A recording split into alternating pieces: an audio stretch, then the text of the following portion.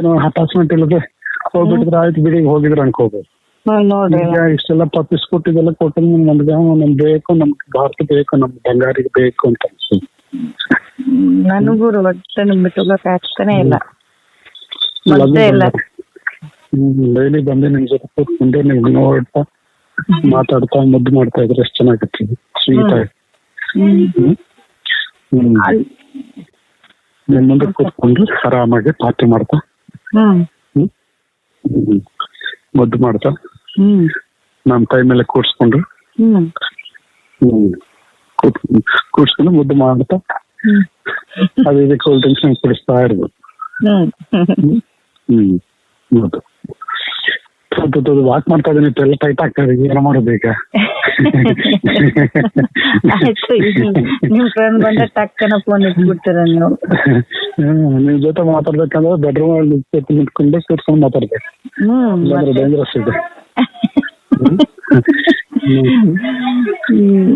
ಅದೇ ಮತ್ತೆ ಇದು ಧಾರವಾಡದಲ್ಲಿ ಡಿಫ್ರೆಂಟ್ ಹೌಸ್ ಇದು ಮಾಡಂತಿದ್ರಲ್ಲ, ನಿಮ್ಗೂ ಅಲ್ಲೆಲ್ಲ ಬರೀ ಚೆನ್ನಾಗತ್ತೆ. ಈಗಿರೋದು ಅದು ಹೇಳಿದಲ್ರಿ ಸ್ಯಾಡ್ ಟೈಪ್. ನಮಸ್ಕಾರ, ಹೇಗಿದ್ರೆ ನೀವೆಲ್ಲರೂ? ನಾನು ಸುಬ್ರಹ್ಮಣ್ಯ ಎಸ್ ಹಂಡಿಗೆ. ಬಂಧುಗಳೇ, IPS ಅಧಿಕಾರಿ ಹಾಗೆ DGP ಆಗಿರುವಂತಹ ರಾಮಚಂದ್ರ ರಾವ್ ಅವರ ರಾಸಲೀಲೆ ಪ್ರಕರಣ ಪೊಲೀಸ್ ಇಲಾಖೆ ಮರ್ಯಾದೆಯನ್ನ ಕಳೆದಿದೆ. ಪೊಲೀಸ್ ಇಲಾಖೆಗೆ ಇಂಥವರು ಒಂದು ರೀತಿಯಲ್ಲಿ ಕಳಂಕ ಅಂದ್ರೂ ಕೂಡ ತಪ್ಪಾಗ್ಲಿಕ್ಕಿಲ್ಲ. ಈ ಪ್ರಕರಣ ಸದ್ಯ ರಾಜ್ಯ ಮಾತ್ರ ಅಲ್ಲ, ದೇಶವ್ಯಾಪಿ ಚರ್ಚೆ ಆಗ್ತಾ ಇದೆ. ಆರಂಭದಲ್ಲಿ ಒಂದು ಆಡಿಯೋವನ್ನ ಕೇಳಿಸ್ಕೊಂಡ್ರಿ. ಇದೇ DGP ರಾಮಚಂದ್ರ ರಾವ್ ಮಹಿಳೆಯ ಜೊತೆಗೆ ಸಲುಗೆಯಿಂದ ಮಾತನಾಡಿರುವಂತ ಆಡಿಯೋ ಇದು. ಈ ಆಡಿಯೋ ಈ ಸಂದರ್ಭದಲ್ಲಿ ಯಾಕೆ ಪ್ರಮುಖ ಆಗುತ್ತೆ ಅಂತಂದ್ರೆ, ಈ ವಿಡಿಯೋ ಏನು ವೈರಲ್ ಆಗ್ತಾ ಇದೆ, ಈ ವಿಡಿಯೋಗಳೆಲ್ಲವೂ ಕೂಡ ಫ್ಯಾಬ್ರಿಕೇಟೆಡ್ AI ಎನ್ನುವಂತ ಮಾತನ್ನ ರಾಮಚಂದ್ರ ರಾವ್ ಹೇಳ್ತಾ ಇದ್ರು. ಆದರೆ ಆ ವಿಡಿಯೋ ಒರಿಜಿನಲ್, ಆ ವಿಡಿಯೋದಲ್ಲಿ ಸತ್ಯಾಂಶ ಇದೆ ಅನ್ನೋದಕ್ಕೆ ಈ ಆಡಿಯೋ ಇದೀಗ ಪೂರಕ ಆಗಿದೆ. ಈ ಕಾರಣಕ್ಕಾಗಿ ಆಡಿಯೋ ಕೂಡ ಇದೀಗ ಬಹಳ ಪ್ರಮುಖ ಆಗತ್ತೆ. ಸದ್ಯ ಪ್ರಕರಣಕ್ಕೆ ಸಂಬಂಧಪಟ್ಟ ಹಾಗೆ ಏನೆಲ್ಲ ಬೆಳವಣಿಗೆ ಆಗ್ತಾ ಇದೆ ಅದನ್ನು ಗಮನಿಸ್ತಾ ಹೋಗೋಣ. ಅದಕ್ಕೂ ಮುನ್ನ ಈ ರಾಮಚಂದ್ರ ರಾವ್ ವಿರುದ್ಧ ಈ ರೀತಿಯಾಗಿ ಆರೋಪ ಕೇಳಿ ಬರ್ತಿರೋದು ಪ್ರಥಮ ಬಾರಿಗೆ ಅಲ್ಲ. ಹಿಂದೆಯೂ ಕೂಡ ಸಾಕಷ್ಟು ಆರೋಪಗಳೆಲ್ಲವೂ ಕೂಡ ಕೇಳಿ ಬಂದಿತ್ತು. ಆಗ ಕಾಣದ ಕೈಗಳು, ಒಂದಷ್ಟು ಪ್ರಭಾವಿ ವ್ಯಕ್ತಿಗಳು ಇವರನ್ನ ಬಚಾವ್ ಮಾಡ್ತಾನೆ ಬಂದಿದ್ದಾರೆ. ಇವರನ್ನ ಯಾವ ಪ್ರಕರಣದಲ್ಲೂ ಕೂಡ ಸಿಲುಕಿ ಹಾಕಿಕೊಳ್ಳೋದಕ್ಕೆ ಅವಕಾಶವನ್ನ ಮಾಡಿಕೊಟ್ಟಿಲ್ಲ. ಅದು ಎಲ್ಲಿಯವರೆಗೆ ಅಂದ್ರೆ, ಇತ್ತೀಚಿನ ಒಂದು ಪ್ರಕರಣದಲ್ಲಿ ಈ ವ್ಯಕ್ತಿಯನ್ನ ಕಡ್ಡಾಯ ರಜೆ ಮೇಲೆ ಕಳುಹಿಸಿಕೊಡಲಾಗಿತ್ತು. ಅದಾದ ಬಳಿಕ ವಾಪಸ್ ಬಂದ ಮೇಲೆ ಏನ್ ಮಾಡುತ್ತೆ ನಮ್ಮ ಇಲಾಖೆ ಅಥವಾ ನಮ್ಮ ವ್ಯವಸ್ಥೆ ಅಂದ್ರೆ, ಈ ವ್ಯಕ್ತಿಗೆ ಪ್ರಮೋಷನ್ ಅನ್ನ ಕೊಡಲಾಗುತ್ತೆ. ಶಿಕ್ಷೆ ಅಲ್ಲ, ಈ ವ್ಯಕ್ತಿಗೆ ಮತ್ತೆ ಪ್ರಮೋಷನ್ ಅನ್ನ ಕೊಡಲಾಗುತ್ತೆ. ಮುಂಚೆ ADGP ಆಗಿದ್ರು ಕೆಲವು ತಿಂಗಳ ಹಿಂದೆ, ಅದಾದ ಬಳಿಕ DGP ಹುದ್ದೆಗೆ ಇವರಿಗೆ ಪ್ರಮೋಷನ್ ಅನ್ನ ಕೊಡಲಾಗುತ್ತೆ. ಇದು ನಮ್ಮ ವ್ಯವಸ್ಥೆ, ಇದು ದುರಂತ, ಇದು ನಮ್ಮ ದೌರ್ಭಾಗ್ಯ. ಯಾರಾದ್ರೂ ಇದನ್ನು ಪ್ರಶ್ನೆ ಮಾಡೋದಕ್ಕೆ ಸಾಧ್ಯ ಆಗುತ್ತಾ? ಯಾರಾದ್ರೂ ಮಾತನಾಡೋದಕ್ಕೆ ಸಾಧ್ಯ ಆಗುತ್ತಾ? ಇಲ್ಲ, ಅಲ್ಲಿವರೆಗೆ ಬಂದು ತಲುಪಿ ಬಿಟ್ಟಿದೆ ವ್ಯವಸ್ಥೆ. ಓಕೆ, ಅದೆಲ್ಲವನ್ನು ಕೂಡ ಗಮನಿಸ್ತಾ ಹೋಗೋಣ. ಹಿಂದೆ ಏನೆಲ್ಲ ಆಗಿತ್ತು ಇವ್ರ ವಿರುದ್ಧ ಕೇಳಿಬಂದಂತ ಆರೋಪ, ಸದ್ಯ ಏನೇನಾಗ್ತದೆ ಅದನ್ನು ಗಮನಿಸ್ತಾ ಹೋಗೋಣ. ಒಂದು ವೇಳೆ ಪ್ರಕರಣಕ್ಕೆ ಸಂಬಂಧಪಟ್ಟ ಹಾಗೆ ನಿಮ್ಮೆಲ್ಲರಿಗೂ ಕೂಡ ಗೊತ್ತು, ಹೀಗಾಗಿ ನಾನು ಚುಟುಕಾಗಿ ಏನು ಎತ್ತ ಅಂತ ಹೇಳ್ತಾ ಹೋಗ್ತೇನೆ. ನಿನ್ನೆ ಬೆಳಗ್ಗೆ ಮುಂಚೆ ವೈರಲ್ ಆದಂತಹ ವಿಡಿಯೋ, ಅದರಲ್ಲಿ 3 ವಿಡಿಯೋ ವೈರಲ್ ಆಗಿದೆ. ಪ್ರತ್ಯೇಕವಾದಂತ ಮಹಿಳೆಯರ ಅಥವಾ ಓರ್ವ ಮಹಿಳೆಯೇ ಬೇರೆ ಬೇರೆ ಡ್ರೆಸ್ ನಲ್ಲಿ ಇದ್ದಿದ್ದ, ಅದಕ್ಕೆ ಸಂಬಂಧಪಟ್ಟ ಹಾಗೆ ಕ್ಲಾರಿಟಿ ಸಿಗಬೇಕಾಗಿದೆ. ಅದರ ಸಾಮಾಜಿಕ ಹೋರಾಟಗಾರರೊಬ್ರು ಹೇಳ್ತಿರುವ ಪ್ರಕಾರ ಅದರಲ್ಲಿ ಬೇರೆ ಬೇರೆ ಮಹಿಳೆಯರು, ಅವರು ಸಂತ್ರಸ್ತರು 10 ರಿಂದ 11 ಮಂದಿ ಇದ್ದಾರೆ. ಅವರೆಲ್ಲರೂ ಕೂಡ ನನ್ನ ಹತ್ರ ಬಂದು ಈ ವಿಡಿಯೋ ಆಡಿಯೋಗಳೆಲ್ಲವನ್ನು ಕೂಡ ಕೊಟ್ಟಿದ್ದಾರೆ ಎನ್ನುವ ರೀತಿಯಲ್ಲಿ ಸಾಮಾಜಿಕ ಹೋರಾಟಗಾರರು ಹೇಳ್ತಿದ್ದಾರೆ. ಆ ಪ್ರಕಾರವಾಗಿ ಈ ರಾಮಚಂದ್ರ ರಾವ್ ಎನ್ನುವಂತ DGP ಬೇರೆ ಬೇರೆ ಮಹಿಳೆಯರ ಜೊತೆಗೆ ಈ ರೀತಿಯಾಗಿ ಕಾಣಿಸ್ಕೊಂಡಿದ್ದಾರೆ, ಅಥವಾ ಈ ರೀತಿಯಾಗಿ ರಾಸಲೀಲೆಯಲ್ಲಿ ತಮ್ಮನ್ನ ತಾವು ತೊಡಗಿಸಿಕೊಂಡಿದ್ದಾರೆ ಅನ್ನೋದು ಬಹಳ ಸ್ಪಷ್ಟ. ಈಗ ಇವ್ರ ವಿರುದ್ಧ ಇರುವಂತಹ ಆರೋಪ ಏನು? ನಿಮ್ಮಲ್ಲಿ ಒಂದಷ್ಟು ಜನ ಪ್ರಶ್ನೆಯನ್ನ ಮಾಡಬಹುದು. ನಿಜವಾಗ್ಲೂ ಆ ಮಹಿಳೆಯರು ಸಂತ್ರಸ್ತರ ಅನ್ನೋದು ಒಂದು ವಿಚಾರ. ಮತ್ತೊಂದು, ಈ ವ್ಯಕ್ತಿಯ ವಿರುದ್ಧ ಇರುವಂತಹ ಆರೋಪ ಏನು? ಆ ವ್ಯಕ್ತಿ ಇನ್ಯಾರೋ ಜೊತೆಗೆ ರಾಸಲೀಲೆಯಲ್ಲಿ ತೊಡಗಿದ್ರೆ ಅದು ತಪ್ಪಾ ಎನ್ನುವ ರೀತಿಯಲ್ಲಿ ಒಂದಷ್ಟು ಜನ ಪ್ರಶ್ನೆಯನ್ನ ಮಾಡ್ತಾರೆ. ಒಂದು ವೇಳೆ ಪ್ರತಿಯೊಬ್ಬರಿಗೂ ಕೂಡ ಖಾಸಗಿ ಬದುಕು, ಖಾಸಗಿ ಜೀವನ ಇದ್ದೇ ಇರುತ್ತೆ, ಅದು ಅವರ ವೈಯಕ್ತಿಕವಾದಂತ ವಿಚಾರ. ಇವರ ಮನೆಯ ಬೆಡ್ರೂಮ್ ನಲ್ಲಿ ಇಂಥದ್ದೇನಾದ್ರೂ ಮಾಡ್ಕೊಂಡಿದ್ರೆ ಯಾರಾದ್ರೂ ಪ್ರಶ್ನೆ ಮಾಡಕ್ಕಾಗ್ತಿತ್ತಾ? ಇಲ್ಲ. ಅಥವಾ ಯಾವುದೋ ಲಾಡ್ಜ್ನಲ್ಲೋ, ಯಾವುದೋ ಹೋಟೆಲ್ನಲ್ಲೋ, ಅಥವಾ ಇನ್ನೆಲ್ಲೋ ಹೋಗಿ ಇವರು ಯಾರಾದ್ರೂ ಮಹಿಳೆಯರ ಜೊತೆಗೆ ಈ ರೀತಿಯಾಗಿ ತೊಡಗಿಸಿಕೊಂಡಿದ್ರೆ ನಾವ್ಯಾರು ಕೂಡ ಪ್ರಶ್ನೆಯನ್ನ ಮಾಡೋದಕ್ಕೆ ಸಾಧ್ಯ ಆಗ್ತಾ ಇರ್ಲಿಲ್ಲ. ಆ ಮಹಿಳೆಯನ್ನ ಫೋರ್ಸ್ಫುಲಿ ಏನಾದ್ರೂ ಬಳಸ್ಕೊಂಡಿದ್ರೆ ಪ್ರಶ್ನೆಯನ್ನ ಮಾಡೋದಕ್ಕೆ ಸಾಧ್ಯ ಇತ್ತು. ಇಲ್ಲ, ಇಬ್ಬರಿಗೂ ಕೂಡ ಒಮ್ಮತ ಇದೆ, ಸಹಮತದಿಂದ ಏನೋ ಮಾಡ್ಕೊಂಡಿದ್ದಾರೆ ಅಂದ್ರೆ ಯಾರು ಏನು ಕೇಳಕ್ ಸಾಧ್ಯ ಆಗ್ತಾ ಇರ್ಲಿಲ್ಲ. ಆಗ ನೋವಾಗಬೇಕಾಗಿದ್ದು, ಸಂಕಟ ಆಗಬೇಕಾಗಿದ್ದು ರಾಮಚಂದ್ರ ರಾವ್ ಅವರ ಕುಟುಂಬಸ್ಥರಿಗೆ, ಅವರ ಹೆಂಡತಿಗೆ, ಮಕ್ಕಳಿಗೆ ಮಾತ್ರ. ಸಾರ್ವಜನಿಕರಿಗೆ ಅದರಿಂದ ಆಗಬೇಕಾಗಿದ್ದೇನೂ ಇಲ್ಲ, ಅದನ್ನ ಕಟ್ಕೊಂಡು ಆಗಬೇಕಾಗಿದ್ದು ಕೂಡ ಏನೂ ಇಲ್ಲ. ಆದ್ರೆ ಇವರ ವಿರುದ್ಧ ಕೇಳಿ ಬರ್ತಿರುವಂತ ಆರೋಪ ಅಥವಾ ಇವರು ಮಾಡಿದಂತ ತಪ್ಪು ಏನು ಅಂತ ಗಮನಿಸ್ತಾ ಹೋಗೋದಾದ್ರೆ, ಅವರು ಈ ರೀತಿಯಾದಂತ ಕೃತ್ಯವನ್ನ ಎಸಗಿದ್ ಎಲ್ಲಿ? ತಮ್ಮ ಕಚೇರಿಯಲ್ಲಿ, ಸರ್ಕಾರ ಕೊಟ್ಟಿರುವಂತ ಕ್ಯಾಬಿನ್ ನಲ್ಲಿ. ಇದು ಅತಿ ದೊಡ್ಡ ಮಹಾಪರಾಧ, ಅದರಲ್ಲಿ ಯಾವುದೇ ಅನುಮಾನವೂ ಕೂಡ ಇಲ್ಲ. ಒಂದು ವೇಳೆ ಯೋಚನೆ ಮಾಡಿ, ಇಂಥ ಹಿರಿಯ ಅಧಿಕಾರಿಗಳ ಕಚೇರಿಗೆ ನಾವು ಯಾವುದೋ ದೂರನ್ನ ಕೊಡಬೇಕು ಅಂತ ಹೋಗ್ಬಿಟ್ರೆ ಸಾರ್ವಜನಿಕರಿಗೆ ದಿನಗಟ್ಟಲೆ ವೆಯ್ಟ್ ಮಾಡಿಸ್ತಾರೆ. ಒಮ್ಮೊಮ್ಮೆ ಇವತ್ತಾಗಲ್ಲ ನಾಳೆ ಬನ್ನಿ ಅಂತಾರೆ. ಒಮ್ಮೊಮ್ಮೆ ಎಷ್ಟೋ ಬಾರಿ ಹೋದ್ರೂ ಕೂಡ ಇವರನ್ನ ಒಂದು ಭೇಟಿಗೆ ಸಾಧ್ಯ ಆಗೋದಿಲ್ಲ, ಒಂದು ಭೇಟಿ ಮಾಡೋದಕ್ಕೆ ಸಾಧ್ಯ ಆಗೋದಿಲ್ಲ ಇವರನ್ನು. ಯಾವಾಗ ನೋಡಿದ್ರು ಇಲ್ಲ ಸಾಹೇಬರು ಬ್ಯುಸಿ ಇದ್ದಾರೆ, ಇಲ್ಲ ಸಾಹೇಬರು ಇನ್ನೇನೋ ಮಾಡ್ತಿದ್ದಾರೆ, ಸಾಹೇಬರು ಅದು ಮಾಡ್ತಿದ್ದಾರೆ, ಇದು ಮಾಡ್ತಿದ್ದಾರೆ, ಇಂತಹ ಉತ್ತರವೇ ಅವರ ಕೆಳಹಂತದ ಸಿಬ್ಬಂದಿಯಿಂದ ಬರುತ್ತೆ. ಆದ್ರೆ ಸಾಹೇಬರು ಏನು ಮಾಡ್ತಿದ್ದಾರೆ ಅಂದ್ರೆ ಇಂತಹ ಕೃತ್ಯವನ್ನು ಎಸಗುತ್ತಿದ್ದಾರೆ ಅನ್ನುವಂಥ ವಿಚಾರ ಈಗ ಗೊತ್ತಾಗ್ತಾ ಇದೆ. ಬಂಧುಗಳೇ, ಆ ಕ್ಯಾಬಿನ್ ಅಥವಾ ಆ ಕಚೇರಿ ಯಾವುದಕ್ಕೆ ಬಳಕೆ ಆಗಬೇಕಿತ್ತು ಅಂದ್ರೆ ಸಾರ್ವಜನಿಕರ ಸೇವೆಗೆ, ಸಾರ್ವಜನಿಕರಿಗೆ ಭದ್ರತೆಯನ್ನ ಕೊಡ್ತಿದ್ದೀವಿ ಅಂತ ಖಾತ್ರಿಯನ್ನ ಪಡಿಸೋದಿಕ್ಕೆ, ಅದಕ್ಕೆ ಆ ಕಚೇರಿ ಬಳಕೆ ಆಗಬೇಕಾಗಿತ್ತು. ಆದ್ರೆ ಈ ವ್ಯಕ್ತಿ ಮಾಡ್ಕೊಂಡಿದ್ದೇನು, ತನ್ನ ಕಾಮ ತೃಷಿಯನ್ನ ತೀರಿಸಿಕೊಳ್ಳೋದಿಕ್ಕೆ, ತಾನು ಚಕ್ಕಂದ ಆಡೋದಿಕ್ಕೆ, ತಾನು ರಾಸಲೀಲೆಯನ್ನ ಆಡೋದಿಕ್ಕೆ ಸರ್ಕಾರ ಕೊಟ್ಟಂತ ಆ ಸವಲತ್ತು, ಸರ್ಕಾರ ಕೊಟ್ಟಂತ ಕಚೇರಿಯನ್ನ ಮಾನ ಮರ್ಯಾದೆ, ನಾಚಿಕೆ ಮಾನ ಮರ್ಯಾದೆ ಏನೂ ಕೂಡ ಇಲ್ಲದೆ ಬೆಳೆಸ್ಕೊಂಡು ಬಿಟ್ಟಿದ್ದಾರೆ. ಇದು ಅಪರಾಧ. ಒಂದು ಯೂನಿಫಾರ್ಮ್ ಅನ್ನ ಧರಿಸಿ ಅಂಥದೊಂದು ಕೃತ್ಯವನ್ನ ಎಸಗಿದ್ದಾರೆ. ಮತ್ತೊಂದು ಸರ್ಕಾರಿ ಕಚೇರಿಯನ್ನ, ಸರ್ಕಾರಿ ಕ್ಯಾಬಿನ್ ಅನ್ನ ತನ್ನ ಕಾಮತೃಷಿಯನ್ನ ತೀರಿಸಿಕೊಳ್ಳೋದಕ್ಕೆ ಬಳಸ್ಕೊಂಡಿದ್ದಾರೆ. ಅದನ್ನೊಂದು ರೀತಿಯಲ್ಲಿ ಬೆಡ್ರೂಮ್ ಅಂತ ಭಾವಿಸಿದ ಹಾಗೆ ಕಾಣಿಸ್ತಾ ಇದೆ, ಅಥವಾ ಯಾವುದೋ ಲಾಡ್ಜಿನ ರೂಮ್ ಎನ್ನುವ ರೀತಿಯಲ್ಲಿ ಭಾವಿಸಿದ ಹಾಗಿದೆ. ಇವರೆಲ್ಲರಿಗೂ ಕೂಡ ಸರ್ಕಾರಿ ಕೆಲಸ ಮೇಲೆ ಯಾವ ಗೌರವವೂ ಕೂಡ ಇದ್ದ ಹಾಗೆ ಕಾಣಿಸ್ತಾ ಇಲ್ಲ. ಇವರು ಮತ್ತೆ IPS ಅಧಿಕಾರಿಯಂತೆ. ಹಿಂದ್ಗಡೆ ತ್ರಿವರ್ಣ ಧ್ವಜ ಕಾಣಿಸ್ತಾ ಇದೆ, ಅದರ ಎದುರುಗಡೆ ಕುಳಿತುಕೊಂಡಿರುವಂತ ಈ ಮನುಷ್ಯ ಸರ್ಕಾರಿ ಕಚೇರಿಯಲ್ಲಿ ಇಂಥದೊಂದು ಕೃತ್ಯವನ್ನು ಎಸ್ತಾರಂದ್ರೆ ಇದಕ್ಕಿಂತ ಹೀನವಾದಂತ ಕೃತ್ಯ ಇನ್ನೊಂದು ಇರೋದಕ್ಕೆ ಸಾಧ್ಯವೇ ಇಲ್ಲ. ನಾನು ಮತ್ತೆ ಮತ್ತೆ ಹೇಳ್ತಾ ಇದ್ದೇನೆ, ಇವರ ಬೆಡ್ರೂಮ್ ನಲ್ಲಿ ಮಾಡಿದ್ರೆ ಯಾರು ಪ್ರಶ್ನೆ ಮಾಡ್ತಾ ಇರಲಿಲ್ಲ, ಆದ್ರೆ ಸರ್ಕಾರಿ ಕಚೇರಿನ ಬಳಸ್ಕೊಂಡು ಬಿಟ್ಟಿದ್ದಾರೆ. ಇನ್ನು ಮಹಿಳೆಯರು ಸಂತ್ರಸ್ತರ ಅಂತ ನಾವು ನೋಡ್ತಾ ಹೋಗೋದಾದ್ರೆ ನನಗೇನೋ ಹಾಗೆ ಅನ್ಸೋದಿಲ್ಲ. ನಿಮ್ಮಲ್ಲಿ ಒಂದಷ್ಟು ಜನ ಸಂತ್ರಸ್ತರು ಅಂತ ಹೇಳ್ತಾ ಇರಬಹುದು.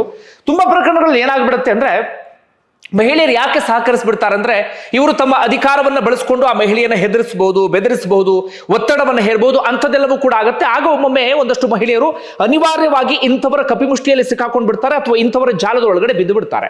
ಆದ್ರೆ ಇಲ್ಲಿ ಆಡಿಯೋಗಳನ್ನ ಕೇಳಿದಾಗ ಅಥವಾ ಈ ವಿಡಿಯೋವನ್ನ ನಾವು ಗಮನಿಸಿದಂಥ ಸಂದರ್ಭದಲ್ಲಿ ಇವರೇನೋ ಸಂತ್ರಸ್ತರು ಅಂತ ಅನಿಸ್ತಾ ಇಲ್ಲ, ಯಾವುದೋ ಬೇರೆ ಉದ್ದೇಶದಿಂದ ಬಂದು ಕೊನೆಗೆ ಇನ್ನೇನೋ ಮಾಡಿದ ರೀತಿಯಲ್ಲಿ ಕಾಣಿಸ್ತಾ ಇದೆ. ಇನ್ನು ಅಲ್ಲಿ ಕ್ಯಾಮ್ರಾದ ಬಗ್ಗೆ ಒಂದಷ್ಟು ಡೌಟ್ ಇದೆ. ಅದು ಯಾವ ಕ್ಯಾಮ್ರಾ ಅಂತ ಹೇಳಿದ್ರೆ ಯಾವುದೋ CC ಕ್ಯಾಮ್ರಾ ಅಲ್ಲ, ಅಥವಾ ರಹಸ್ಯ ಕ್ಯಾಮ್ರಾವೂ ಕೂಡ ಅಲ್ಲ. ಎದುರುಗಡೆ ಕುತ್ಕೊಂಡು ಯಾರೋ ಆರಾಮಾಗಿ ವಿಡಿಯೋ ಮಾಡ್ತಾ ಇದ್ದಾರೆ. ಎದುರುಗಡೆ ವಿಡಿಯೋ ಮಾಡುವ ಸಂದರ್ಭದಲ್ಲಿ ಈ IPS ಅಧಿಕಾರಿ ವಿಡಿಯೋ ಮಾಡೋದಕ್ಕೆ ಹೇಗೆ ಅವಕಾಶವನ್ನ ಮಾಡಿಕೊಟ್ರು, ಅವರ ನಡುವೆ ಏನು ಒಪ್ಪಂದ ಆಗಿತ್ತು, ಅಲ್ಲಿ ಏನಾಗ್ತಿದೆ ಎಲ್ಲವೂ ಕೂಡ ತನಿಖೆಯ ನಂತರ ಹೊರಗಡೆ ಬರಬೇಕಿದೆ. ಇದು ಒಂದು ರೀತಿಯಲ್ಲಿ ಹನಿ ಟ್ರ್ಯಾಪ ಎನ್ನುವಂತ ಡೌಟ್ ಬರ್ತಾ ಇದೆ. ಬಟ್ ಹೌದಾ ಅಲ್ವಾ ಅದು ಕ್ಲಾರಿಟಿ ಸಿಗ್ತಾ ಇಲ್ಲ. ಹನಿ ಟ್ರ್ಯಾಪ್ ಅಂದ್ರೆ ರಹಸ್ಯವಾಗಿ ಕ್ಯಾಮ್ರಾವನ್ನ ಇಟ್ಟು ಜಾಲಕ್ಕೆ ಬೀಳಿಸೋದು. ಆದ್ರೆ ಇಲ್ಲಿ ಹಾಗೆ ಅನಿಸ್ತಾ ಇಲ್ಲ. ಯಾರು ಆರಾಮಾಗಿ ಎದುರುಗಡೆ ವಿಡಿಯೋ ಮಾಡ್ತಾ ಇದ್ದಾರೆ, ಇವರು ಕೂಡ ವಿಡಿಯೋಗೆ ಆರಾಮಾಗಿ ಪೋಸ್ ಕೊಡ್ತಾ ಇದ್ದಾರೆ. ಎದುರುಗಡೆ ಇನ್ನೊಬ್ರು ಕುಳಿತಂತ ಸಂದರ್ಭದಲ್ಲಿ ನಾಚಿಕೆ ಮಾನ ಮರ್ಯಾದಿಲ್ಲದೆ ಇನ್ನೊಂದು ಮಹಿಳೆಯ ಜೊತೆಗೆ ಈ ರೀತಿಯಾಗಿ ಅಸಭ್ಯವಾದಂತ ವರ್ತನೆಯನ್ನು ತೋರ್ತಾ ಇದ್ದಾರೆ. ಅವ್ರು ಎಲ್ಲರೂ ಏನೋ ಒಂದು ಗ್ಯಾಂಗ್ ಅಂದ್ರೆ ಇವರೆಲ್ಲರೂ ಸೇರ್ಕೊಂಡು ಏನೋ ಮಾಡ್ತಿದ್ದಾರಲ್ಲಿ ಏನು ಗೊತ್ತಾಗ್ತಿಲ್ಲ. ಅಂದ್ರೆ ಒಂದು ಎದುರುಗಡೆ ವಿಡಿಯೋ ಮಾಡ್ತಿರೋರು ಕೂಡ ಓರ್ವ ಮಹಿಳೆ ಎನ್ನುವಂತ ಮಾತುಗಳು ಕೇಳಿ ಬರ್ತಾ ಇದೆ. ಅಂದ್ರೆ 3-4 ಮಹಿಳೆಯರು ಇವ್ರ ಜೊತೆಗೆ ಎಲ್ಲರೂ ಒಟ್ಟಾಗಿ ಸಲುಗೆಯಿಂದ ಇದ್ರ, ಅವರೆಲ್ಲರೂ ಕೂಡ ಪರಸ್ಪರ ವಿಡಿಯೋವನ್ನ ಮಾಡ್ಕೊಳ್ತಾ ಇದ್ರ, ಆ ರೀತಿಯಾದಂತೆ ಏನಾದ್ರು ಚಟ ಇತ್ತ ಈ ರಾಮಚಂದ್ರ ರಾವ್ಗೆ? ಅಂದ್ರೆ ಇನ್ನೊಬ್ಬರ ಹತ್ರ ವಿಡಿಯೋ ಮಾಡಿಸಿ ಅದಾದ ಬಳಿಕ ಆ ವಿಡಿಯೋವನ್ನ ತಾನೇ ನೋಡೋದು, ಏನೋ ಗೊತ್ತಿಲ್ಲ. ಅವೆಲ್ಲವೂ ಕೂಡ ಹೊರಗಡೆ ಬರಬೇಕಿದೆ. ಬಿಡಿ, ಒಟ್ಟಾರೆ ನಾನು ಆಗ್ಲಿಂದ ಹೇಳ್ತಾ ಇದ್ದೇನಲ್ಲ, ಆರೋಪ ಏನು, ಸರ್ಕಾರಿ ಕಚೇರಿಯನ್ನ ದುರ್ಬಳಕೆ ಮಾಡಿಕೊಂಡಿದ್ದು, ತನ್ನ ಅಧಿಕಾರವನ್ನ ದುರ್ಬಳಕೆ ಮಾಡಿಕೊಂಡಿದ್ದು. ಮಹಿಳೆಯರು ಸಂತ್ರಸ್ತರ ಅಂದಾಗ ನನಗೇನೋ ಅವರು ಸಂತ್ರಸ್ತರು ಅಂತ ಅನಿಸ್ತಾ ಇಲ್ಲ. ಅವರಿಗೇನೋ ನ್ಯಾಯ ಸಿಗಬೇಕಾ ಅಂದ್ರೆ ಗೊತ್ತಿಲ್ಲ, ಅವರಿಗೇನೋ ನ್ಯಾಯ ಸಿಗಬೇಕು ಎನ್ನುವ ರೀತಿಯಲ್ಲಿ ನನಗಂತೂ ಅನಿಸ್ತಾ ಇಲ್ಲ. ಆದ್ರೆ ಇಲ್ಲಿ ಆಗಿದ್ದೇನೋ ನಾನು ಮತ್ತೆ ಮತ್ತೆ ಹೇಳ್ತಾ ಇದ್ದೀನಿ, ಸರ್ಕಾರಿ ಕಚೇರಿಯ ದುರ್ಬಳಕೆ, ಪೊಲೀಸ್ ಇಲಾಖೆಯ ಮರ್ಯಾದೆಯನ್ನ ಹರಾಜು ಹಾಕಿರುವುದು, ಇದು ಒಂದು. ಹಾಗೆ ಓರ್ವ ಮಹಿಳೆಗೆ ಸಂಬಂಧಪಟ್ಟ ಒಂದಷ್ಟು ಮಾಹಿತಿ ಬರ್ತಾ ಇದೆ. ಅವರು ಮೂಲತಃ ಬೆಳಗಾವಿಯವರಂತೆ, ಪ್ರಾಧ್ಯಾಪಕಿಯಂತೆ, ಗಂಡ ಹೆಂಡತಿ ಜಗಳ ಆಡ್ಕೊಂಡಿದ್ರಂತೆ, ಪೊಲೀಸ್ ಠಾಣೆ ಮೆಟ್ಟಿಲೇರಿದ್ರಂತೆ, ಅಲ್ಲೇನೋ ನ್ಯಾಯ ಸಿಕ್ಕಿಲ್ಲ ಅಂತೇಳಿ ಕೊನೆಗೆ IG ಹತ್ರನೇ ಹೋಗ್ತೀನಿ ಅಂತ ಹೇಳಿ ಸೀದಾ ರಾಮಚಂದ್ರ ರಾವ್ ಹತ್ರ ಬಂದಾಗ ಅವ್ರ ನಡುವೆ ಒಂದು ಸಲುಗೆ ಬೆಳೆದಿದೆ. ಅದಾದ ಬಳಿಕ ಈ ಹಂತಕ್ಕೆ ಬಂದಿದೆ ಎನ್ನುವಂತ ಮಾತುಗಳು ಈಗ ಕೇಳಿ ಬರ್ತಿರುವಂತ ವಿಚಾರ. ಇಷ್ಟು ಬೆಳವಣಿಗೆ ಆಯ್ತಾ? ನಿನ್ನೆ ವಿಡಿಯೋ ಎಲ್ಲವೂ ಕೂಡ ವೈರಲ್ ಆಯ್ತಾ? ಅದಾದ ಬಳಿಕ ಮಾಧ್ಯಮದವರು ರಾಮಚಂದ್ರ ರಾವ್ ಅವ್ರನ್ನ ಕೇಳಿದ್ರು. ರಾಮಚಂದ್ರ ರಾವ್ ಆರಂಭದಲ್ಲಿ ಬಾಯಿ ತೊದಲಿಯೋ ಅಥವಾ ಏನೋ ಬಾಯಿ ಬಿಟ್ಟರು. ಇಲ್ಲ, 8 ವರ್ಷದ ಹಿಂದಿಂದು ಅದು ಬೆಳಗಾವಿಲಾಗಿದ್ದು IGP ಆಗಿದ್ದಂತ ಸಂದರ್ಭದಲ್ಲಿ ಎನ್ನುವಂತ ಮಾತನ್ನ ಹೇಳಿದ್ರು. ಅದಾದ ಬಳಿಕ ತಕ್ಷಣಕ್ಕೆ ಅವ್ರು ಹೇಳಿದ್ರು, ಇಲ್ಲ ಅದು ಫ್ಯಾಬ್ರಿಕೇಟೆಡ್ ವಿಡಿಯೋ ಅಂತ ಹೇಳಿ ಆರಂಭದಲ್ಲಿ ಸತ್ಯವನ್ನ ಹೇಳಿ ಅದಾದ ಬಳಿಕ ಇಲ್ಲ ಅಂತ ಹೇಳಿ ತಿರುಚುವಂತ ಕೆಲಸವನ್ನ ಮಾಡಿದ್ರು. ನಿನ್ನೆ ಗೃಹ ಸಚಿವರ ಭೇಟಿ ಪ್ರಯತ್ನವನ್ನ ಪಟ್ಟರು, ಆದ್ರೆ ಗೃಹ ಸಚಿವರು ಅವರಿಗೆ ಸಿಗ್ಲಿಲ್ಲ. ಇಷ್ಟೆಲ್ಲ ಆಗಿತ್ತು. ಇವತ್ತು ಇದಕ್ಕೆ ಸಂಬಂಧಪಟ್ಟ ಒಂದಷ್ಟು ಬೆಳವಣಿಗೆ ಆಗಿದೆ. ಕೊನೆಗೂ ಈ ರಾಮಚಂದ್ರ ರಾವ್ನನ್ನ ಸಸ್ಪೆಂಡ್ ಮಾಡಲಾಗಿದೆ. ಹಿಂದೆ ಸಾಕಷ್ಟು ತಪ್ಪುಗಳನ್ನ ಮಾಡಿದ್ರು ಕೂಡ ಸಸ್ಪೆಂಡ್ ಮಾಡಿರಲಿಲ್ಲ. ಆದ್ರೆ ಇದೀಗ ಪ್ರಪ್ರಥಮ ಬಾರಿಗೆ ಸಸ್ಪೆಂಡ್ ಮಾಡಲಾಗಿದೆ.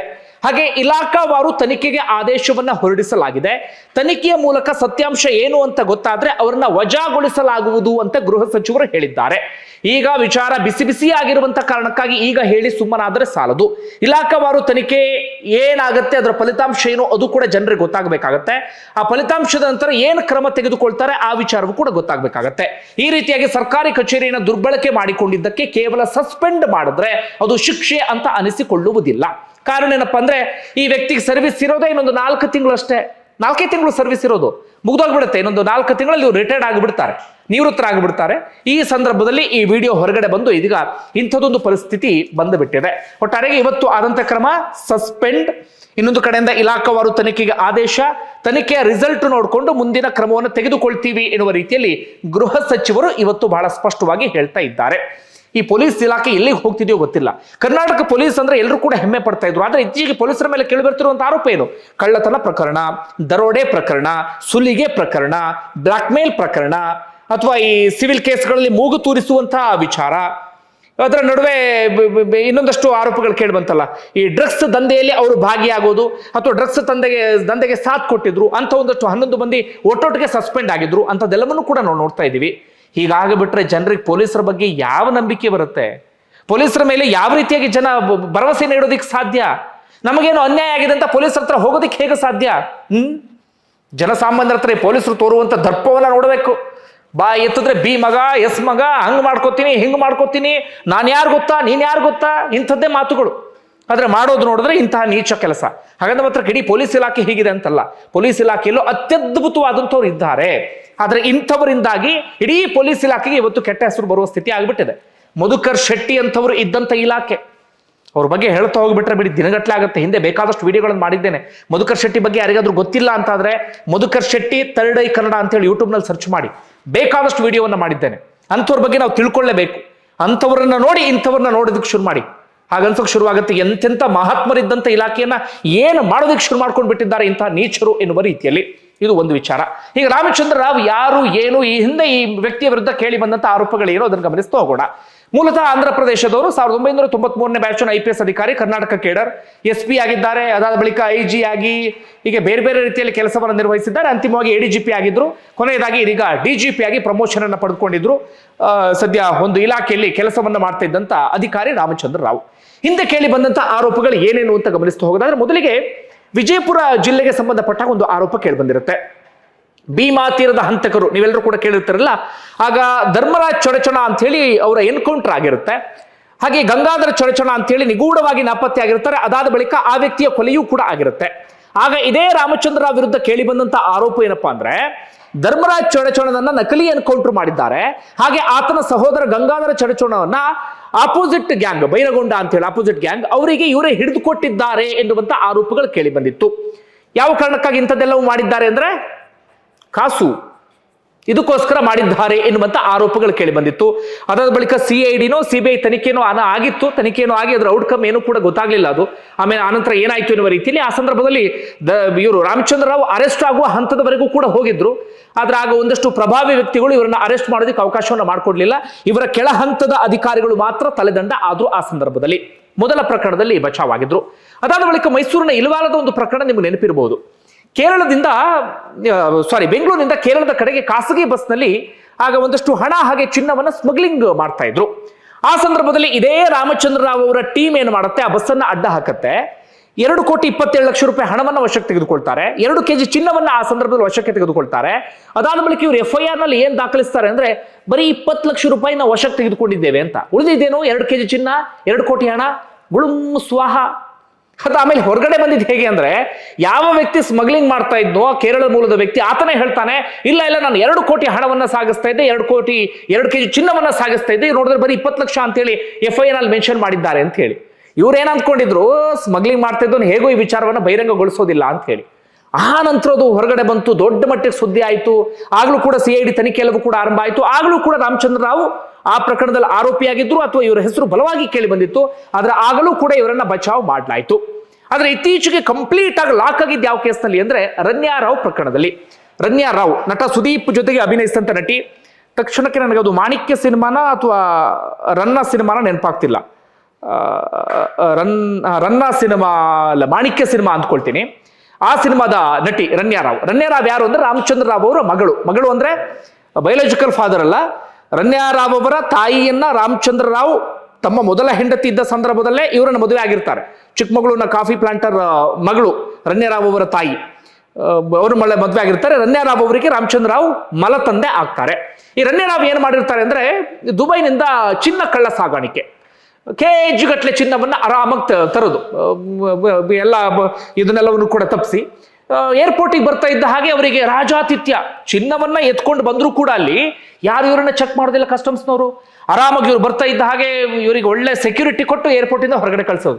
ಅದಕ್ಕೆ ಸಹಾಯ ಮಾಡಿದವರು ಯಾರು ಅಂದ್ರೆ ರನ್ಯಾರಾವ್ ತಂದೆ ಆಗಿರುವಂತ ರಾಮಚಂದ್ರ ರಾವ್. ಅವರ ಅಧಿಕಾರವನ್ನ ಬಳಸಿಕೊಂಡು, ಅವರ ಪ್ರೋಟೋಕಾಲ್ ಎಲ್ಲವೂ ಕೂಡ ಇರುತ್ತಲ್ಲ, ಅದನ್ನು ಬಳಸಿಕೊಂಡು ಮಗಳಿಗೆ ರಾಜಾತಿಥ್ಯದ ಮೂಲಕ ಏರ್ಪೋರ್ಟ್ ಇಂದ ಹೊರಗಡೆ ಕರ್ಕೊಂಡು ಬರೋದಕ್ಕೆ ಹೆಲ್ಪ್ ಮಾಡ್ತಾ ಇದ್ರು. ಆ ಪ್ರಕರಣವು ಕೂಡ ದೊಡ್ಡ ಮಟ್ಟಿಗೆ ಸುದ್ದಿ ಆಯಿತು. ತನಿಖೆ ಎಲ್ಲವೂ ಕೂಡ ಆರಂಭ ಆಯಿತು. ರನ್ಯಾರಾವ್ ಸದ್ಯ ಜೈಲಿನಲ್ಲಿದ್ದಾರೆ. ರಾಮಚಂದ್ರ ವಿರುದ್ಧವೂ ಕೂಡ ಗಂಭೀರವಾದಂತಹ ಆರೋಪಗಳೆಲ್ಲವೂ ಕೂಡ ಕೇಳಿ ಬಂದಿತ್ತು.